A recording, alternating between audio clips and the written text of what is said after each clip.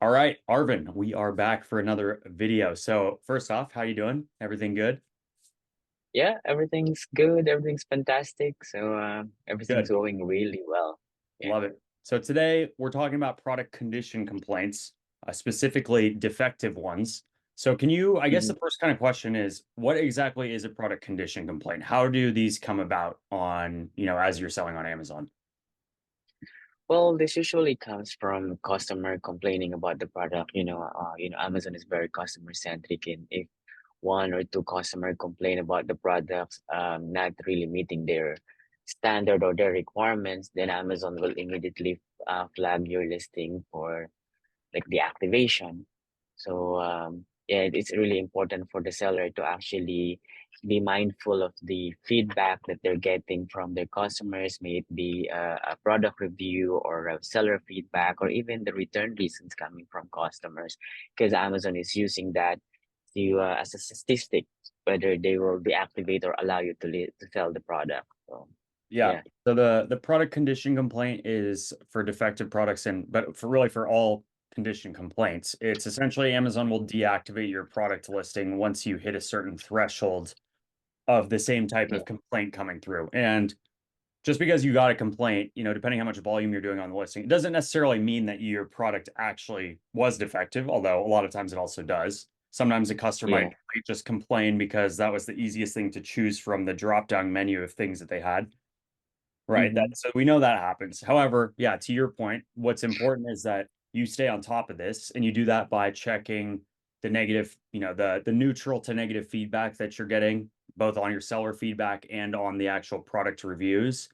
And then what was the Yeah. second you said? And I know the third one I It, want to add is voice of the customer as well. mhm. Actually, the seller can just utilize the voice of the customer because every feedback is, I mean, being transferred there. So just monitor and look at what are the reviews, what are the return reasons, look at the ASIN, that it has the poor rating. Even as you said, not everything is actually in bad condition, or you will definitely receive a lot of complaints, but it depends on the volume. So if you see that your product already has like this poor rating on the voice of the customer, then immediately look at what are the common reasons why my customers are returning it, or the feedback that they're leaving to my product. And that's already an indication that you have to do something. Yeah.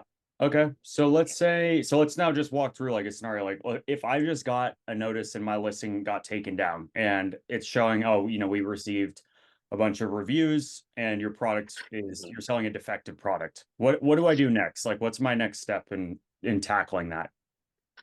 Well, actually, Amazon changed recently. Like in the past, they're okay with you providing a plan of action, which is identifying what is the problem, what did you do to resolve the problem, and what are you going to do to prevent it from happening again. But the past few months, Amazon changed that, maybe because of the AI thing as well. It's just me, of course, make an assumption, but Amazon is now saying that if you are disputing the complaints from your customer, then you have to provide me evidences that, including all, because you still have to provide all of this, a plan of action, but at the same time, for the listing accuracy, does your listing content, the bullet points or the description, is it really answering the confusion from your customer? Is it really addressing those return reasons or the feedback from your customer? And then if it is not, then you probably have to perform an edit on your listing.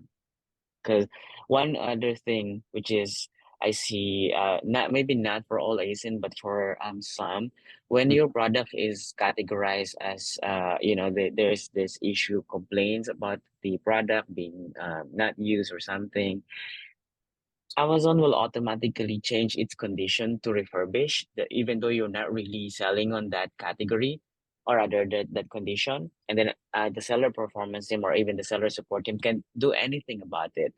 So you have to perform this delete release process, and deleting it for over 24 hours and then release it in new condition, trying to actually tell the system or the algorithm that this product should not be classified as refurbished, the seller support cannot do anything about that. But then going back to the appeal that I was saying, you have to check the listing accuracy, which is ensuring that all of these complaints on the voice of the customer is being addressed on the detail page. Second, make the sourcing. Where are you sourcing it? Making sure that you do have the invoices and you have the contact information of your supplier. And then you also have to address the packaging and even the labeling. So I do provide the real world images to Amazon to tell them that how this product works. Actually, so actually, if you do have a video that explain how this product works, then yeah, it's really useful. And That's a even on the packaging as well. Sorry, you're gonna say something. I was just saying that's a good point too, is yeah, on the preventative side, because there's preventative Yeah. and there's, hey, now it's happened and now I'm in trouble. The preventative side and the afterwards, having a video that showcases the product to get like giving your customer all the information as much and as clearly as possible up front is the best way to prevent more returns and therefore this defective condition complaint type issue, right? So make sure your listing's dialed in. Make sure you have as Yeah. many images and infographics on there as possible, and then answer those questions. I don't think all categories have it, but the questions that come in from customers is another great way to also do that. Add images to A Mhm. plus content. That's obviously the preventative side. And then, yeah, sorry, now continue. I didn't mean to take us off course there. That's just a good No point. worries. Your insight is really helpful as well on this one. Yeah, going back on that one is, the invoice, as I said already, the real world images, the videos. Next is the product instruction and how to really use these products. Because Amazon say maybe your customer don't really understand how your product works. So you have to make sure that you have a user manual or a product instruction on how to use that one, or maybe include that as well in the bullet point or in your product description. And then last that I can add there is, the QC report or the quality check report.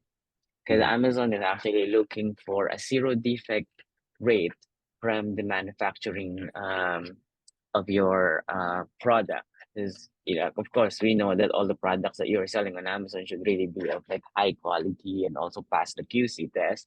But then Amazon will ask you for this, product inspection report. Make sure that your the information on the listing is in there.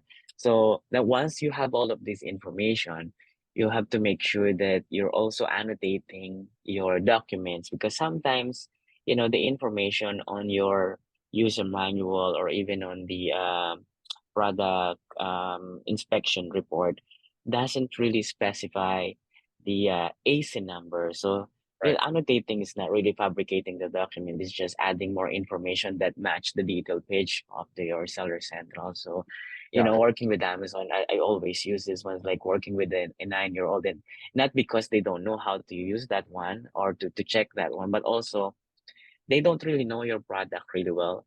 Plus, you have to understand that they are reviewing so many documents every day. So if they don't see that doesn't apply to what they're checking, they will automatically ignore it. So try to help them too by annotating the document. Yeah.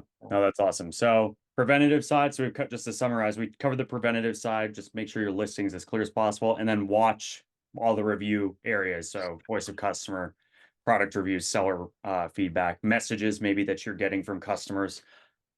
Uh, Mm-hmm.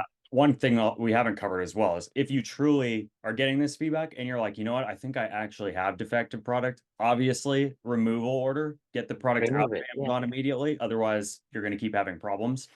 And maybe you Mm-hmm. can get in front of it before it gets shut down by Amazon. Once that happens, though, if Amazon takes the listing down, you need to essentially gather all of the stuff that Arvin's mentioned. So, the inspection stuff, all of the details. You might need to edit your listing, buy a flat file, delete, relist, submit an appeal, all that good stuff. So that's kind of on the back end piece.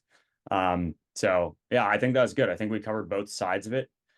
Any Mm-hmm. kind of like last comments or tips to add to that? Yeah, well, the last thing that I can add is actually calling the seller performance team. Make sure that you use the call me now feature Mm. to ask for more information, because they should know better. Sometimes you will get a reply that they will not disclose. anything why they are declining your appeal, but talking to seller performance team will give you a better understanding of like what's missing, what else do you need to provide.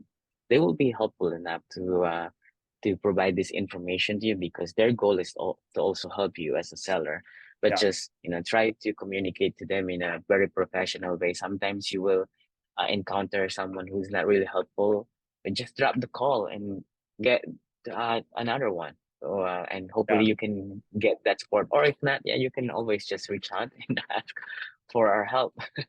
Yeah, 100%. So I think that's good for this video. If anyone has any questions or wants to go a little bit deeper on this topic or has some kind of weird issue, let us know in the comments under the YouTube video, and we'll try our best to address all of those. But I think that's it for this one. So we'll see everyone in the next video. Cheers.